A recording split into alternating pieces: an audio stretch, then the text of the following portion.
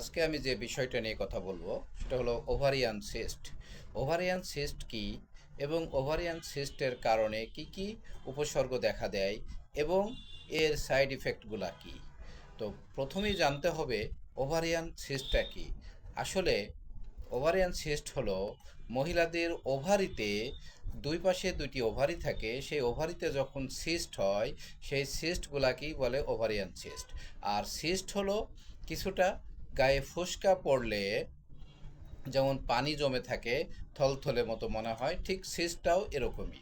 তো এই সিস্টের কারণে তখন ডিমগুলি ফুটতে বাধাগ্রস্ত হয়, মেয়েদের মিন্সে ঝামেলা হয়, ডিসমেনোরিয়া হয়, মেট্রোরেজিয়া হয়।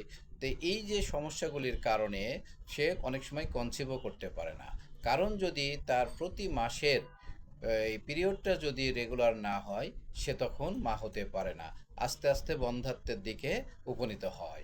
আর যখন এটা আস্তে আস্তে অনেক বড় হয়ে যায়, তখন সিজার করা ছাড়া আর কোনো উপায় থাকে না। তো সেই সব মানুষগুলিকে আমি বলবো, তো সিজার করার আগে একটু হোমিওপ্যাথির সাথে যোগাযোগ করুন, দেখবেন আপনার ওই সিস্ট ভালো হয়ে যাবে এবং তখন আপনার এই সমস্যাগুলি থাকবেও না এবং আপনার বন্ধ্যাত্বটাও কেটে যাবে এবং আপনি মা হতে পারবেন।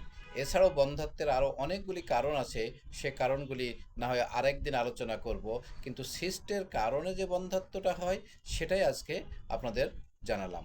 এবং এই সিস্ট নিয়ে অনেকেই অনেকভাবে চিন্তিত হয়ে যায়। আসলে এই সিস্ট নিয়ে চিন্তার কোনো কারণই নাই। এই সিস্ট খুব সহজে ভালো হয়ে যায় এবং আপনার সব সমস্যার সমাধান হয়ে যায়। তো একটু হোমিওপ্যাথিতে যোগাযোগ করুন, দেখবেন আপনার সিস্ট ঠিক হয়ে যাবে, আপনি মা হতে পারবেন।